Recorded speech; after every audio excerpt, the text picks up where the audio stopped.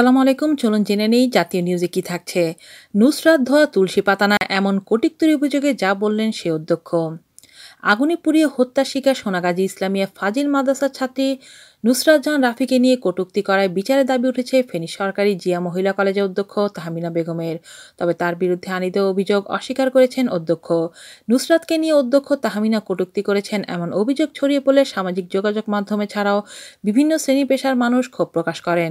তাকে আইনের আওতায় এনে বিচারের দাবি তাদের। জানা গেছে ১৩ এপ্রিল শনিবার সকালে নুসরাতের হত্যাকারীদের বিচারের দাবিতে মানববন্ধনের অনুমতি চেয়ে অধ্যক্ষের কাছে যান সেখানকার শিক্ষার্থীরা। তিনি মানববন্ধনের অনুমতি না দিয়ে নুসরাতকে নিয়ে সমালোচনা শুরু করেন। অধ্যক্ষের আচরণে ক্ষুব্ধ হয়ে ওই দিনই বিষয়টি সামাজিক যোগাযোগ মাধ্যমে শেয়ার করেন তাহমিনা রুমি ও স্নিগ্ধা জাহান রীতা নামে দুই ছাত্রী। ওই ছাত্রীরা বলেন, ম্যাডাম আমাদের বললেন নুসরাতকে তার স্যার বলেছিল পরীক্ষার আগে প্রশ্ন দিবে, তাই নুসরাত নিজ ইচ্ছায় স্যারের কাছে গিয়েছিল।